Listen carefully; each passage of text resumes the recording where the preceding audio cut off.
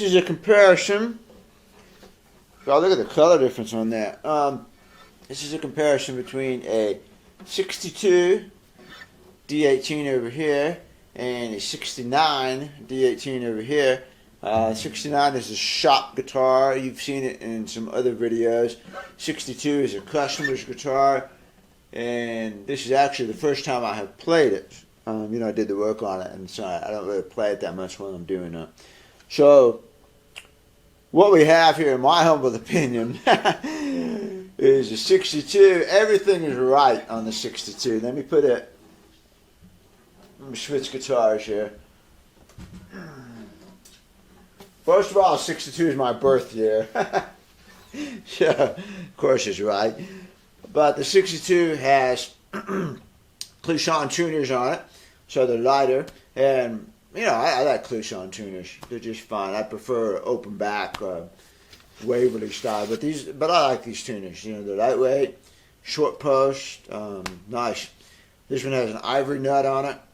Came in for a refret. I did 15 nickel silver frets, and I did an equity set on it. Congestion. It's got a Brazilian rosewood fingerboard, Brazilian rosewood bridge. It's got the T-bar in the neck. It's got hide glue construction. It's got a small maple bridge plate. It's got a popsicle brace. Big deal. But that's why I say everything is right about this guitar. It's got light tuners, T-bar, hide glue construction, Brazilian rosewood, small bridge plate. It's got non-scallop braces, but that's what you expect. And boy, it's light. Oh, it's got the great red pickguard too.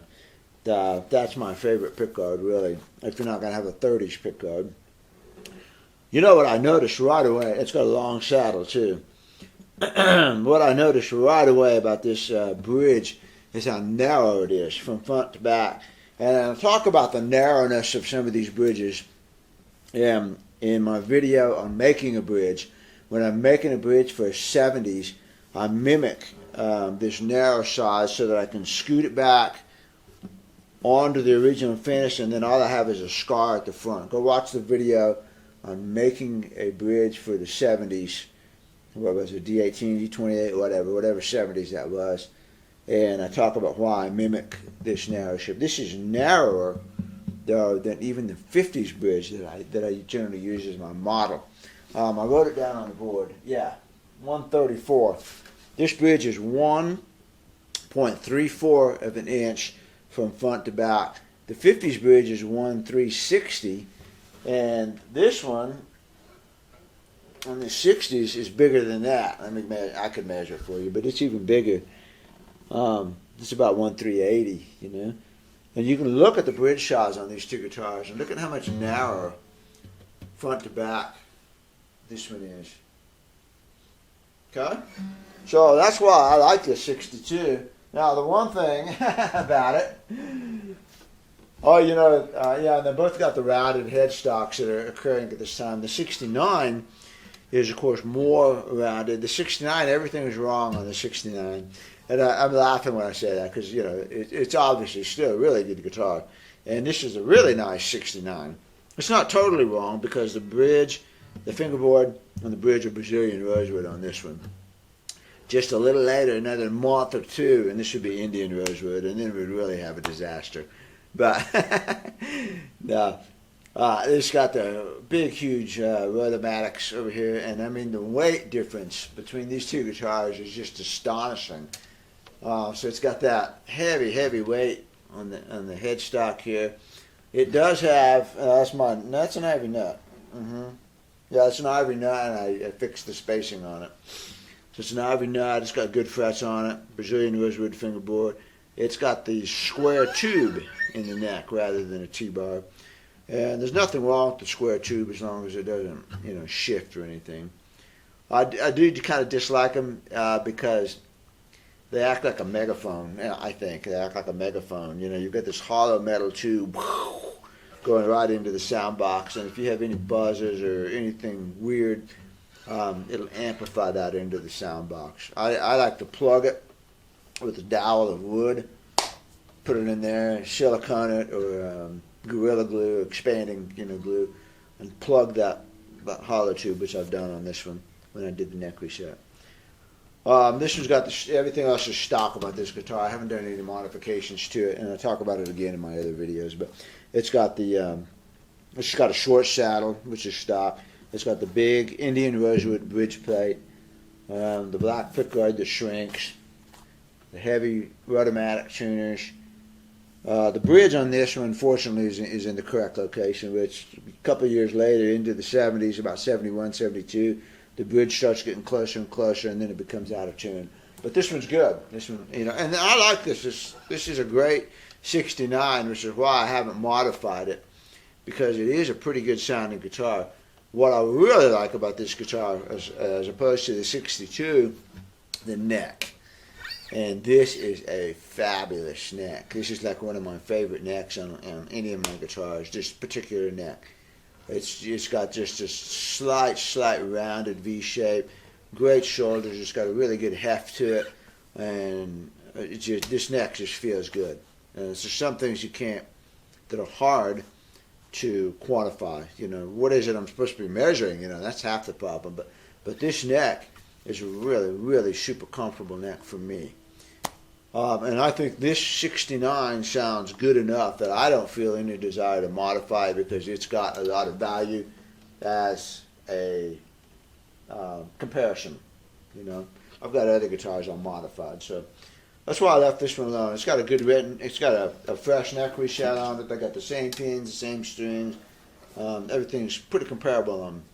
Now, sitting here playing these two, you judge for yourself on the video. But on the 62, I definitely heard a crisper, punchier, snappy, brighter sound on it. The 69 over here was mellower, smoother, richer, bassier, muddier. You know, all of those words kind of go together, and you can call it muddier, or you can call it richer, bassier, mellower, smoother. You know, you can do things like that too. I like this. I like the 62 better. I like the neck better on this. I'll probably play this guitar a little bit better until I get used to it. But I prefer the sound of this one. I prefer the feel of this one.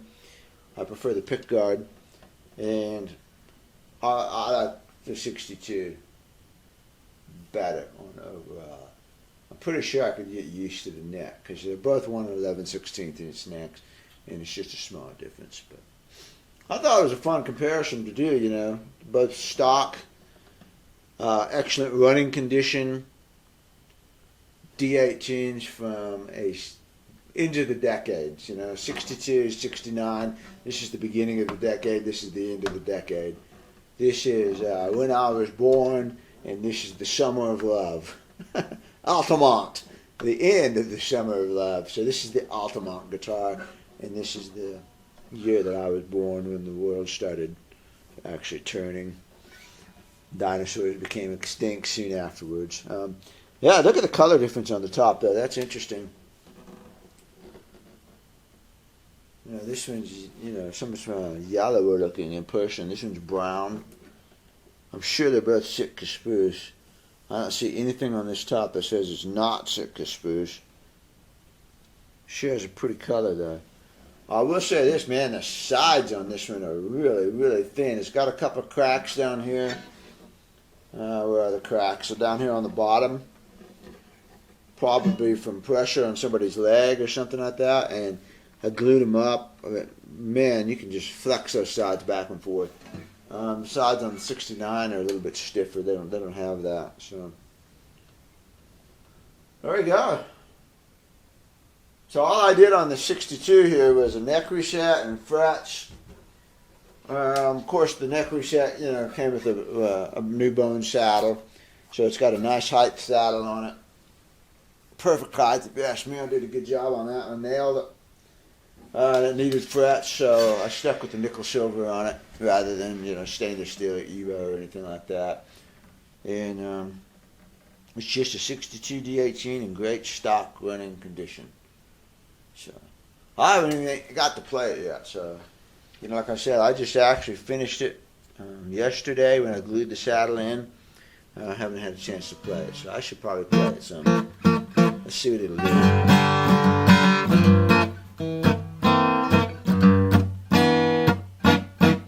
Funky, you know.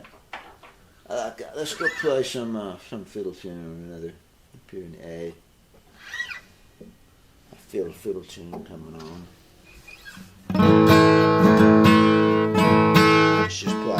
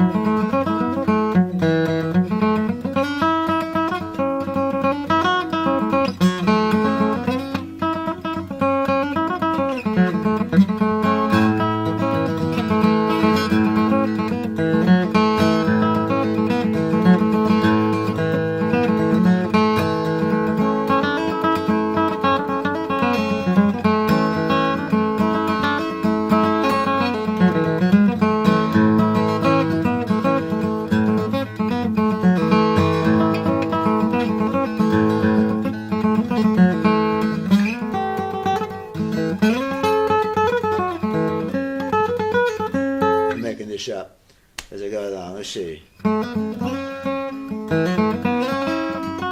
going to Bill Cheatham now. Let's see. Oh well, let's just go to Bill Cheatham. I haven't played Sally Gooden in 1,000 years, you know. So I was just messing around with that. Kind of like that. I'm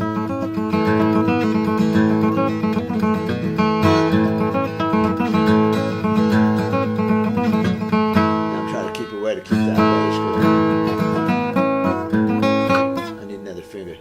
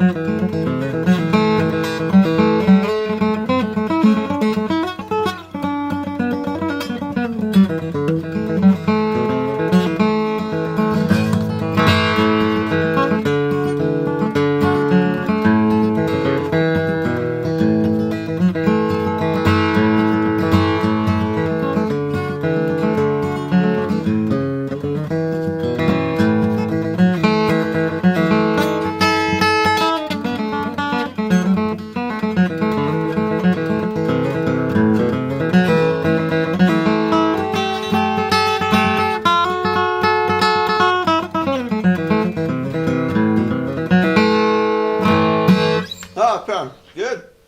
Good guitar. Yeah, I'm still working on songs that I haven't played, trying to remember, because that, to me, says a lot about the guitar as to whether, it reacts to you. Can you remember things on the fly and pull them off when you're kind of hesitant? Did pretty good there for the most part. Once I remembered the song and how it was supposed to go. I haven't played Black Mountain Rag in a long time, and when I have played it, I've been doing it as part of a C medley, and so that's why I went to the C there without thinking about it. And it's hard to listen to the guitar and play the song at the same time. You know what I mean? You gotta think of one or the other. And I got used to the neck real quick, especially when you put a cape on the second fret. Then the neck's just perfect right there. It's not that much thinner. I think it might have a little bit more V. Yeah, I think it's got more V than the 69, and that makes it feel a little bit slimmer. It's got a good V to it. Yeah, I could definitely get used to this neck.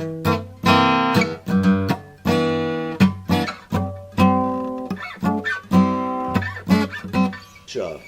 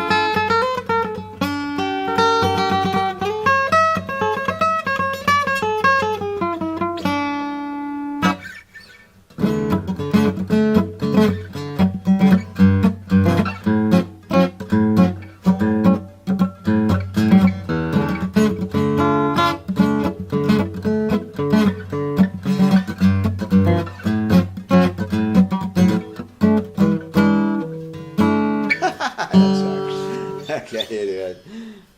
62.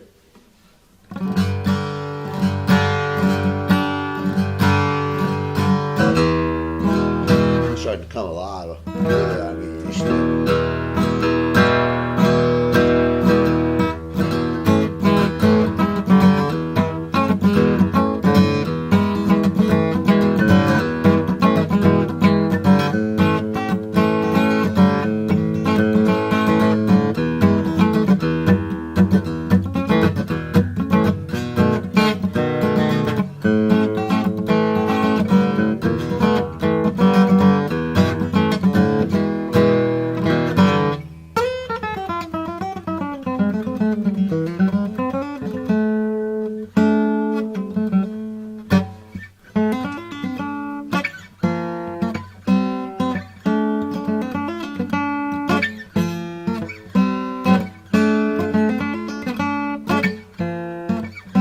Nice. Gosh, nice guitar. Good bark, snap. It does anything. Do anything you ask of it. 62, D-18.